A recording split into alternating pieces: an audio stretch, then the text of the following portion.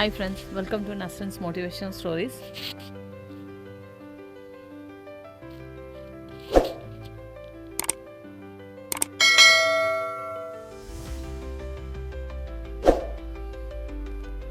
This video is sponsored by BuyMoti shopping app. இதில் வீட்டுக்கு தேவையான பொருட்கள் எல்லாமே இருக்குது,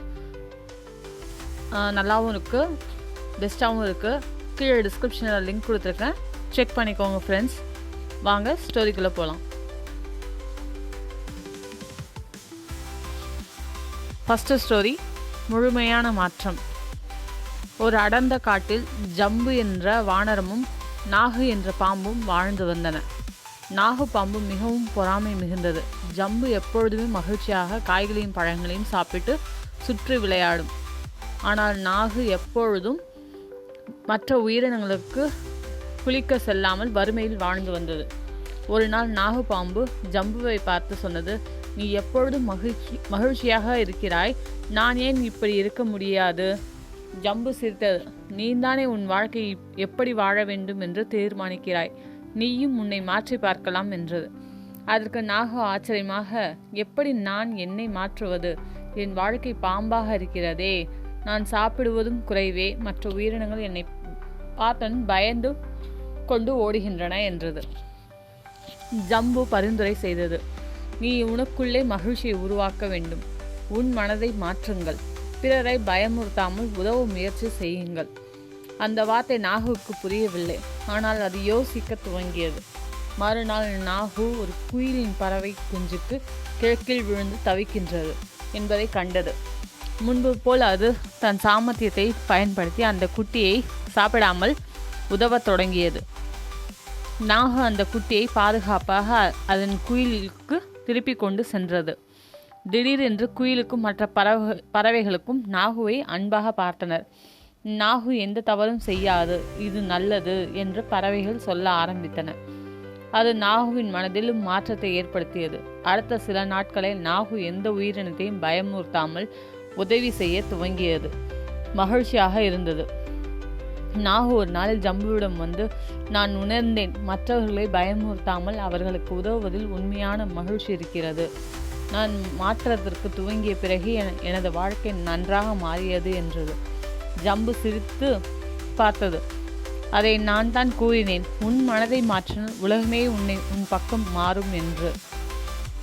கதையோட நெறி பார்த்தீங்கன்னா, ஃபஸ்ட்டு மாற்றத்தை உங்களிலிருந்து நீங்கள் துவங்கணும்.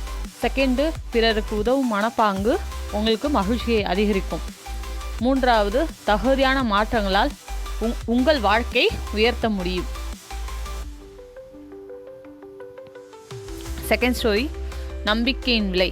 ஒரு சிறிய குருவி கதை. ஒரு பழைய கிராமத்தின் அருகில் ஒரு வனம் இருந்தது. அங்கு பல பறவைகளும் விலங்குகளும் வாழ்ந்தன. அந்த வனத்தில் கிளி என்ற சிறிய குருவியும் வாழ்ந்து வந்தது.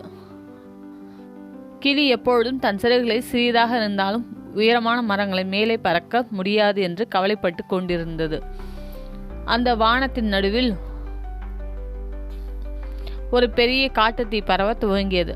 பல உயிரினங்கள் தங்கள் வாழ்வை காப்பாற்றுவதற்காக ஓடின. ஆனால் கிளி அப்படியே நின்று சிந்தித்தது.